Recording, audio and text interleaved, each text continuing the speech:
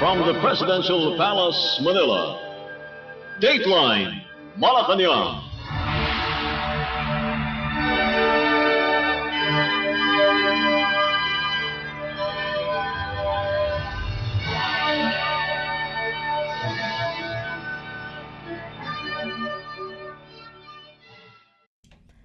Good day. This is Dateline Malacañang, and here are the news.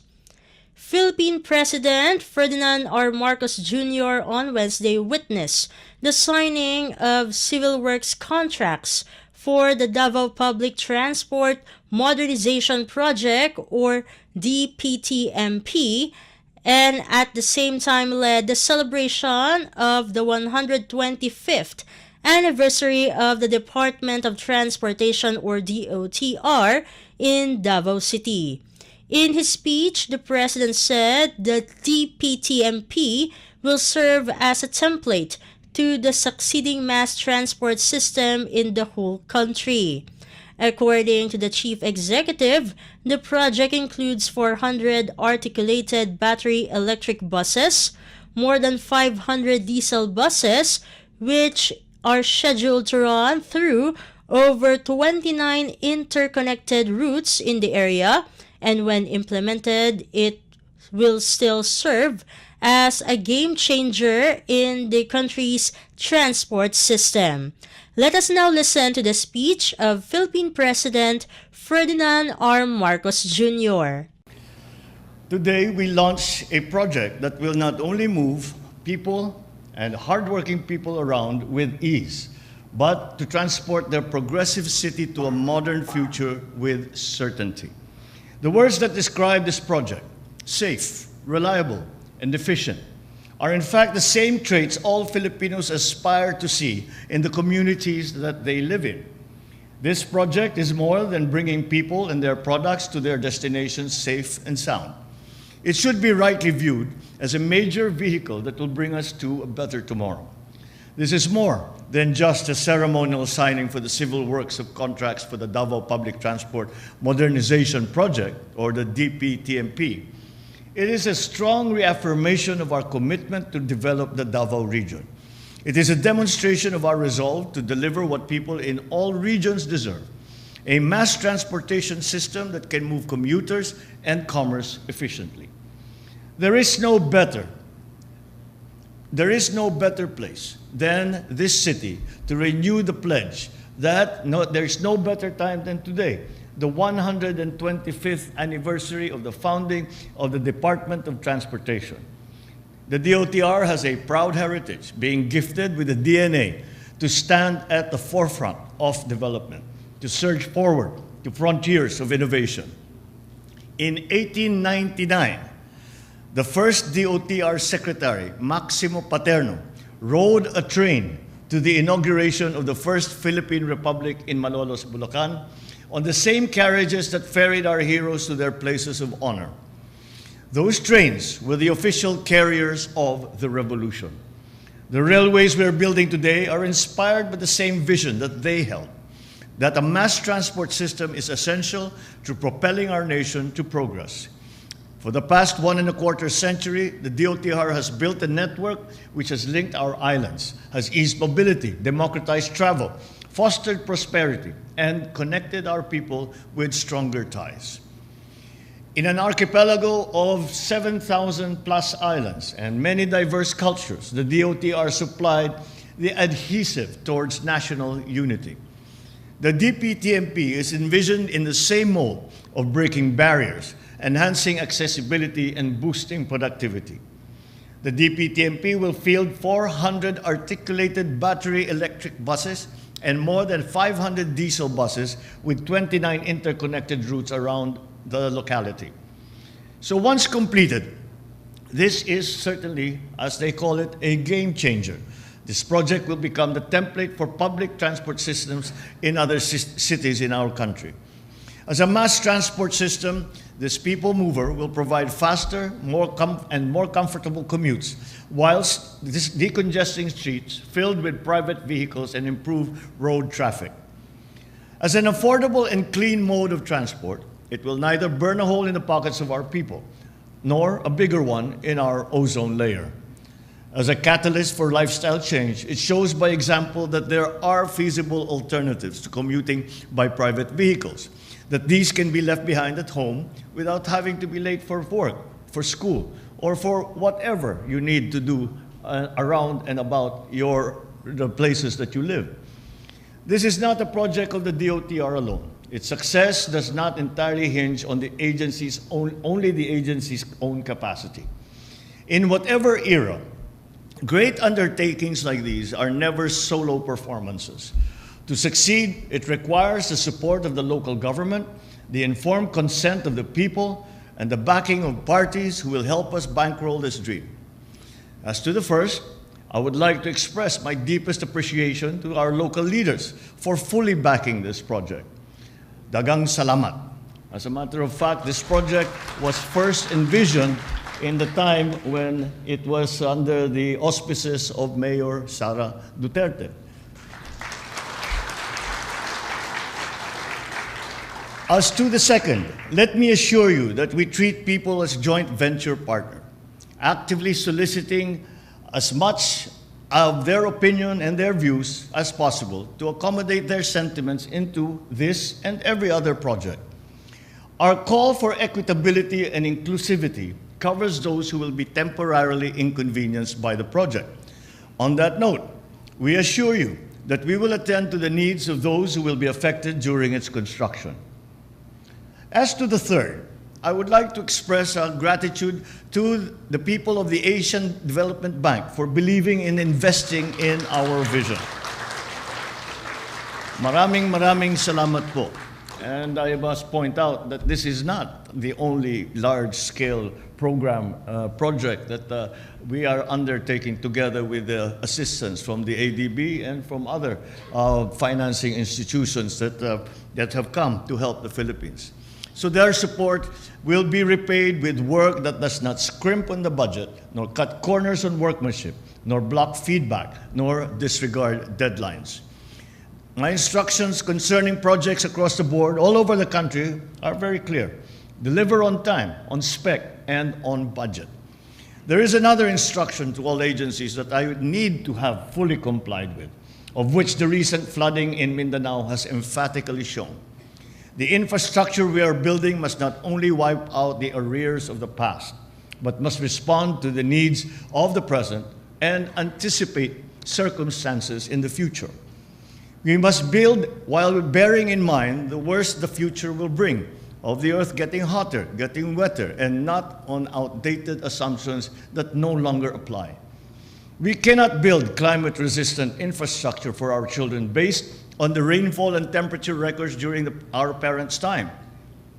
The same sensitivity to emerging trends and best practices should define our pivot to commuter and commuter-friendly transit systems.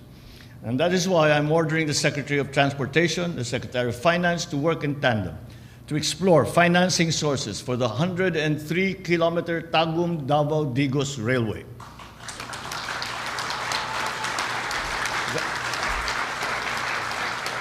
Thus far, this ambitious project has been stalled by lack of funding.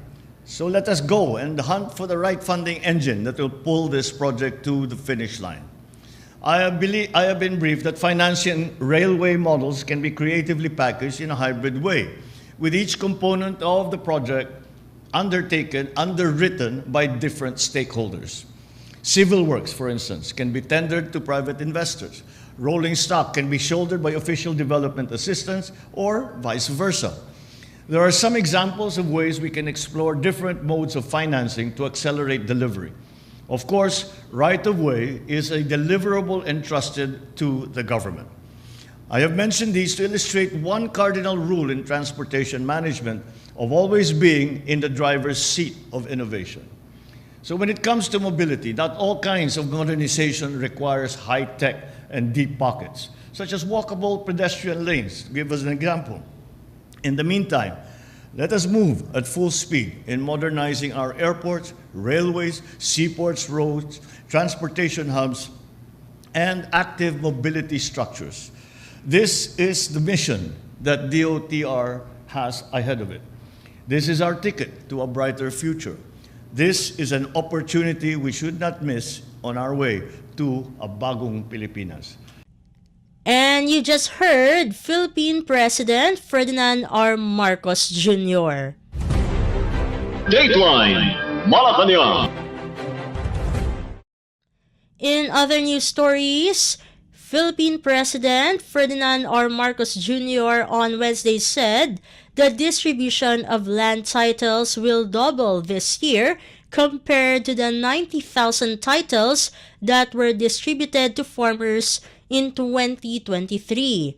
In his speech during the distribution of e-titles at the Department of Agrarian Reform or DAR in Region 11 at the Rizal Memorial Gym in Davao City, the President said the distribution of land titles is a step closer for farmers to achieve financial stability.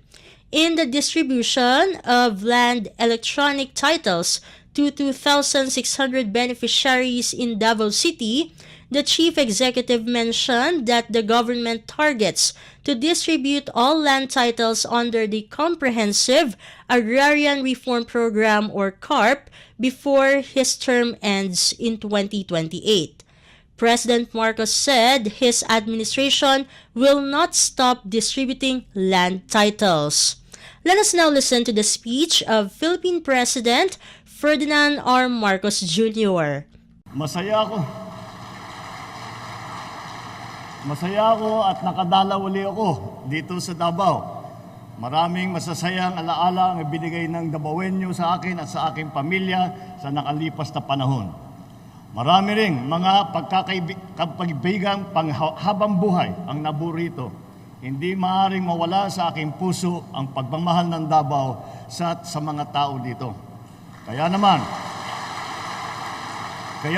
nagagalak ako na maging bahagi ng mahalagang pagtitipon na ito na pinangungunahan ng Department of Agrarian Reform kung saan tayo ay namimigay ng mga titulo sa ating mga magsasaka na matagal nang nag-aantay na magkaroon ng sariling lupa.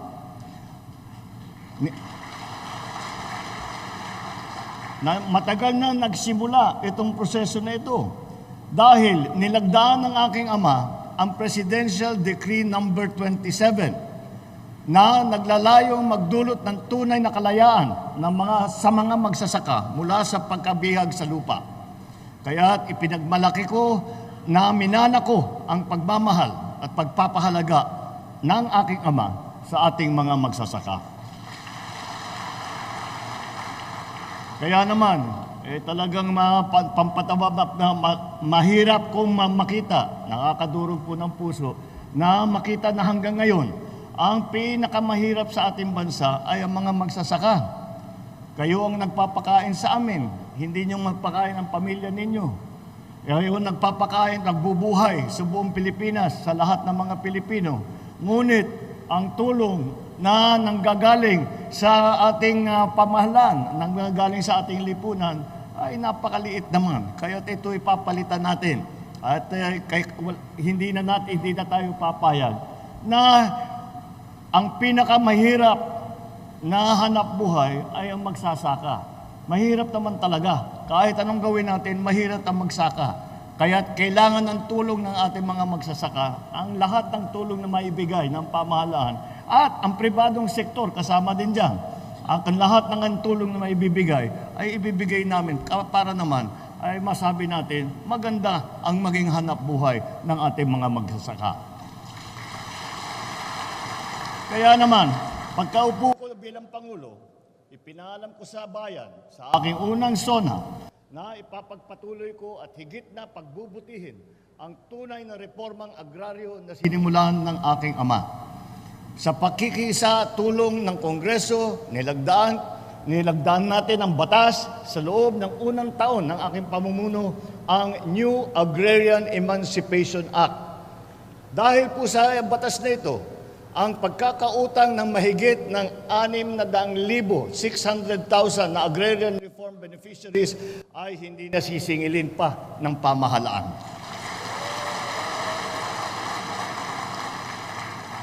Layunin kong matapos ang pamamahagi ng lahat ng lupang saklaw ng CARP bago matapos ang aking termino. Kaya't natutuwa ako na masigasig ang DAR sa pamimigay ng mga titulo. Patunay sa sipag ng DAR ay ang mahigit na 90,000 na titulo na naipamahagi noong 2023, nakaraang taon. Lagpas ng 40,000 sa target na 50,000 sana lang na titulo. Umaasa ako na dadami o dodoble pa at sa taon na 2024. Ang mahigit na 2,000 titulo na ipapamahagi natin ngayon dito sa Davao ay magandang simula at simula lamang para sa 2024. Ang pamimigay ng titulo sa ating mga magsasaka ay unang hakbang lamang sa pagkamit ng kanilang kalayaan sa kahirapan. Ang kalayaan sa gutom at kahirapan ng magsasaka at ang pagsisiguro ng sapat na pagkain para sa bawat Pilipino ay hindi makakamit sa pamamagitan ng pagpapamahagi ng titulo o lupa lamang. Kaya naman, sinasabi ko na dapat gawing totoo ang kasama sa Agrarian Reform Act. Ang Agrarian Reform Act po ay hindi lamang nagbibigay ng titulo ng lupa.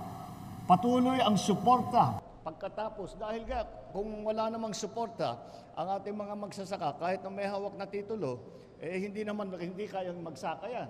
Kaya't yung access sa mga processing machines, sa mga yung ginawa ng land bank na ginawang mas streamline yung access to credit para mas madaling magpautang at kaya naman ng magsasakang bayaran. Kaya naman, inubuhos ngayon ng pamahalaan ang mga serbisyo at ayudang kailangan ng mga magsasaka. Ilan sa mga ito, ang mga libreng punla, abono, at mga kagamitan ng pangsaka. Kailangan din ng mga karagdagang infrastruktura, kung kaya naman nagpapagawa rin tayo ng mga bodega at kalsadang malalapit sa sakahan sa pamilihan. Para hindi kayo nahihirapan dalhin ang inyong ani ay mula sa pinagsasakahan ninyo hanggang doon sa palengke para bababa pati ang presyo, mas malaking kikitain ng ating magsasaka. Kaya't inaanyayahan ko po kayong lahat na magtulungan at sa pagtataguyod ng kapakanan ng ating mga magsasaka. Tulungan natin silang makaahon sa kahirapan at mapaunlad ang kanilang kabuhayan sa pamamagitan ng mga makabagong pamamaraan. Mula sa pag-aararo, pagtatanim, pag-aani hanggang sa pagbebenta sa merkado. Sama-sama at kapit-bisig po tayo sa pagpapayabong ng agrikultura ng bansa sa pagkamit ng mas masaganang bukas para sa ating lahat, para sa lahat ng Pilipinas. Sa aking mga minamahal na Davaoenyo, daghang salamat sa inyong patuloy na pakikiisa at sa ating pagsulong tungo sa bagong Pilipinas. And you just heard Philippine President Ferdinand R. Marcos Jr. Dateline Malacañang. Meanwhile, Philippine President Ferdinand R. Marcos Jr. on Wednesday approved the release of 265 million pesos under the Presidential Social Fund for the immediate help to those affected by the calamity in Mindanao. This is aside from the emergency cash assistance given by the Department of Social Welfare and Development or DSWD due to the flooding, heavy rains, and landslides being experienced in the region due to a shear line. In a situation briefing in Davao City, the President emphasized that victims not only need food, but also buy the things that they need. The Chief Executive said that the Emergency Cash Transfer System or ECT of the DSWD will be used as financial assistance. According to DSWD Secretary Rex Gatchalian, President Marcos Jr. ordered the immediate distribution of the said cash assistance. Of the amount, 30 million pesos is allotted to the 127 villages of Davao del Norte, 125 towns in Davao Oriental, 154 villages in Davao de Oro, and 152 towns in Agusan del Sur Province. Another 25 million pesos will be handed over to the provinces of Surigao del Sur and Maguindanao del Sur. 20 million pesos for the 11 towns in Davao City, 11 villages in Butuan City, and 9 towns in the province of Davao Occidental. While 15 million pesos is allotted to the province of Agusan del Norte, and another 10 million pesos to the provinces of Cotabato and Bukidnon. Dateline Malacañang.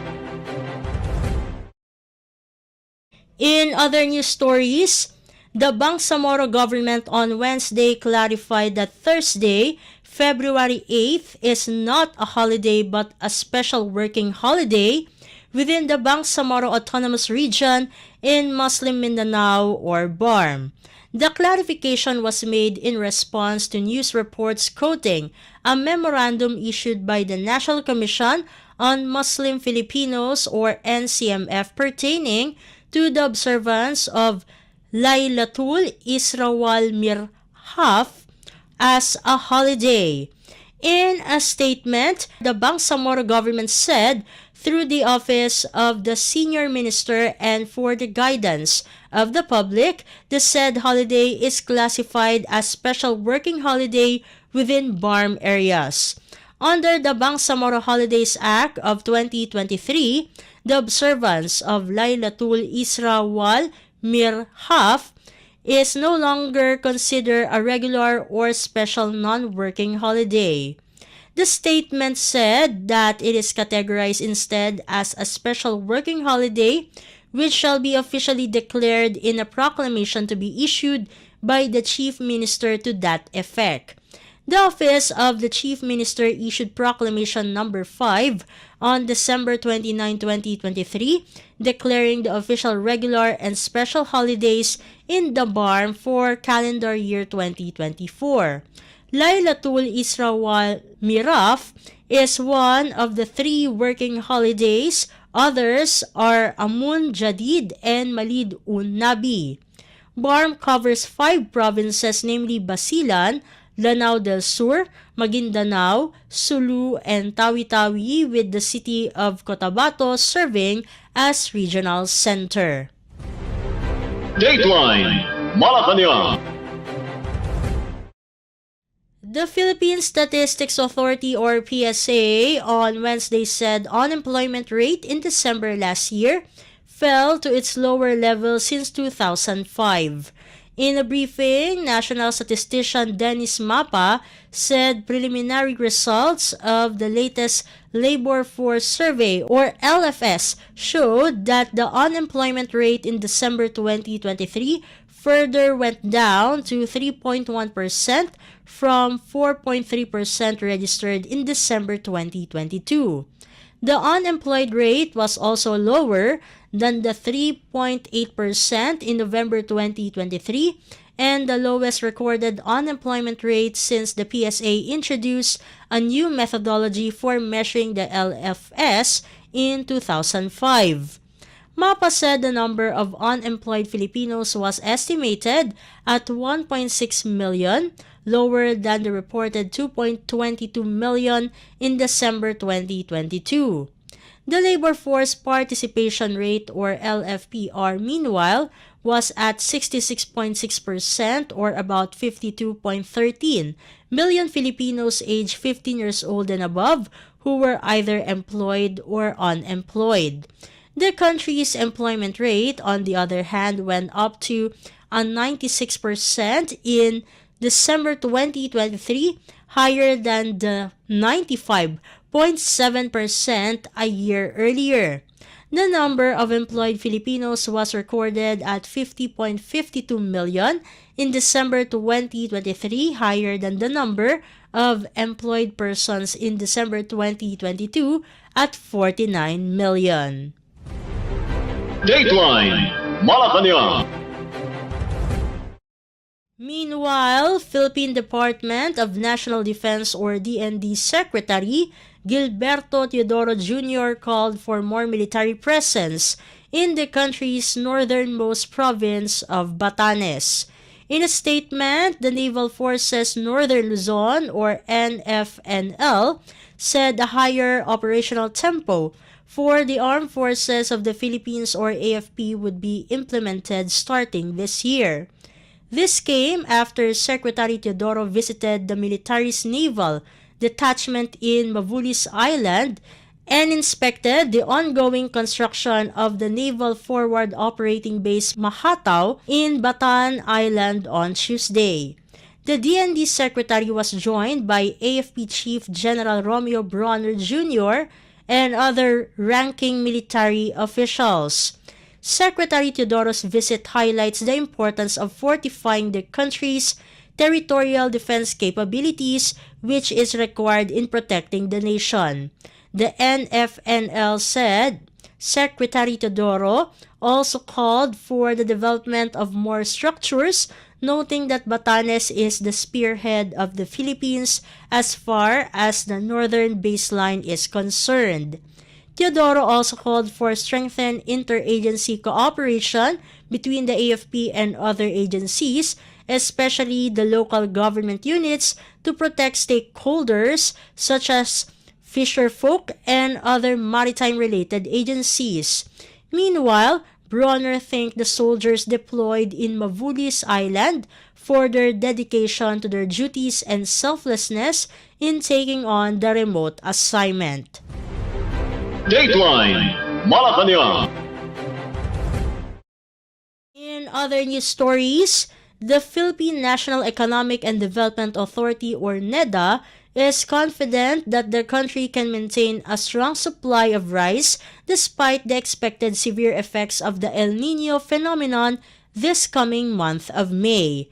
This was stated by NEDA Secretary Arsenio Balisacan following his signing of a Memorandum of Understanding or MOU between the Philippines and Vietnam after Philippine President Ferdinand R. Marcos Jr.'s recent visit to the country. According to Balisacan, under the MOU, Vietnam will continue to supply 1.5 to 2 million metric tons of rice to the Philippines each year. The Department of Agriculture or DA will monitor the import to make sure that the supply of food in the country remains stable in order to address the needs of the Filipino people. Subsequently, NEDA said the Department of Social Welfare and Development or DSWD will continue to give assistance to the less fortunate Filipinos under the food stamp program, which will benefit 300,000 families. Dateline Malacañang. Before we conclude our program, we would like to invite everyone to come and visit our Facebook page at Radyo Pilipinas World Service. You will be able to hear and view our Filipino and English programs, including news updates here in the Philippines. Kindly subscribe, like, and share our posts as well. And that concludes this edition of Dateline Malacañang for Radyo Pilipinas World Service. This has been Steph Vicente. Good day and stay safe, everyone. From the Presidential Palace, Manila, Dateline Malacañang.